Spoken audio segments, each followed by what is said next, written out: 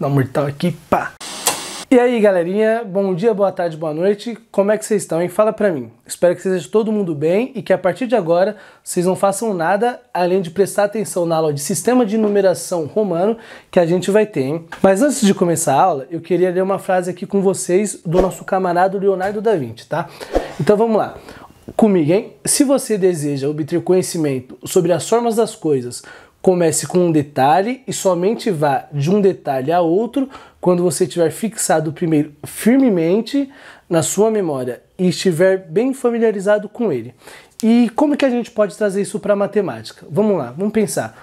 A matemática, ela funciona assim, um passo de cada vez. Então, não adianta a gente colocar a carroça na frente dos bois, porque não vai dar certo e vai complicar a nossa vida, tá? Então, bora para a aula, pessoal? Então, galerinha, agora a gente vai para o sistema de numeração romano de fato, tá? Então, a primeira coisa que a gente tem que fazer é se perguntar: pô, será que lá na época deles, eles representavam os números da mesma forma que a gente representa hoje? E a resposta é não. Não é 1, 2, 3, 300 e assim por diante que a gente conhece do jeito que é hoje. Eles representavam através de símbolos, através de uma simbologia deles, que a gente vai ver como é agora. Então, pessoal, se a gente olhar bem essa primeira coluna aqui, a gente vê os símbolos que os romanos utilizavam na época. E como vocês podem perceber, eram letras do nosso alfabeto, que nem a gente tem hoje, só que todas maiúsculas. E sempre, sempre, sempre a gente vai usar letra maiúscula para representação, tá? Agora, nessa segunda coluna, a gente tem o equivalente de cada símbolo aos números que a gente tem hoje, né? Então, agora a gente vai ver o que cada símbolo representa, né?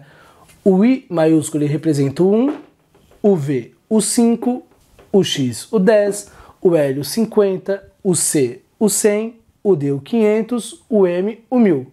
Lembrando, mais uma vez, que é importantíssimo que sempre maiúsculo, tá? Agora que a gente já viu a parte de simbologia, a gente começa a se perguntar: será que existe alguma maneira certa de usar esses símbolos? Será que existem algumas regrinhas? Eu já adianto para vocês que sim, existem elas, que a gente vai ver agora. Então, pessoal, vamos lá para a primeira regrinha que fala pra gente o quê? Ó, não existe representação para o número zero.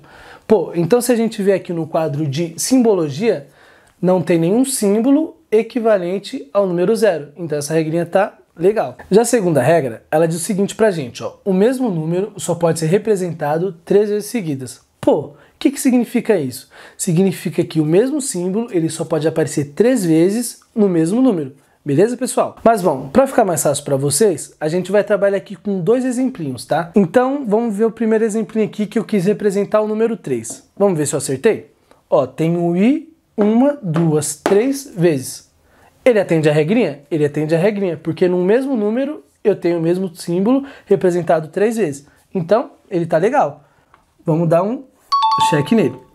Já no segundo exemplo, eu quis representar o número 4. Agora vamos dar uma olhada se está certo? Eu tenho o I, que é 1, representado aqui, ó. 1, 2, 3, 4 vezes. Pô, 4, mas tá certo? Não tá certo.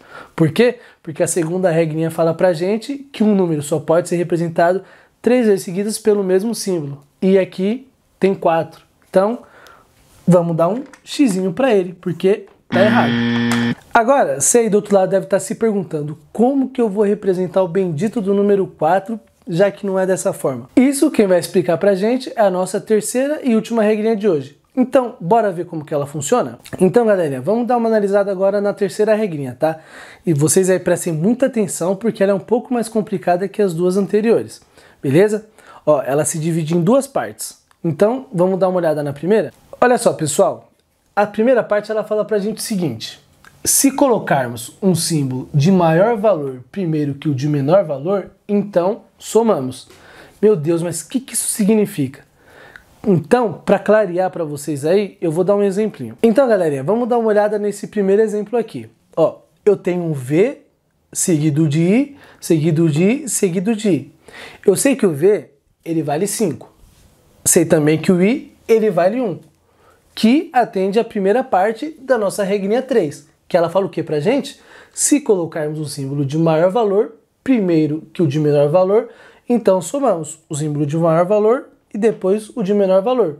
Então eu tenho 5 mais 1, mais 1, mais 1. Que isso dá, se não me falha a memória, 8.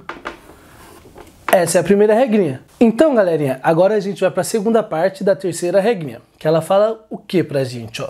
Se colocarmos um símbolo de menor valor primeiro que o de maior valor, então diminuímos. Aí a gente se pergunta de novo, meu Deus, o que esse trambolho aqui tá falando para mim? Aí para facilitar eu vou dar um exemplinho e tudo vai ficar mais claro, beleza? Então, ó, vamos dar uma olhada nesse exemplinho aqui. Eu tenho o I seguido do V. O I, ele vale 1. O V, ele vale 5. Então eu tenho um número menor seguido de um número maior. Que, como diz a segunda parte da terceira regrinha, quando a gente tem um número menor seguido de um número maior, nós diminuímos. Então, 5 menos 1, a gente tem o quê? A gente tem o 4. Tá bom? Então, galerinha, olha só que legal. Lembra que lá na regrinha número 2, a gente tentou representar o número 4, mas estava errado, porque tinha 4 isão seguido? Então, é dessa forma aqui que representa. Por quê? Porque não tem nenhum símbolo seguido mais de 3 vezes, e ela atende a essas duas regrinhas aqui. Beleza? E galerinha, o que a gente tinha para estudar na aula de hoje era isso, viu? Eu espero que vocês tenham gostado, que vocês tenham entendido e tenham tirado todas as suas dúvidas, tá? Muito obrigado, um abraço e tchau!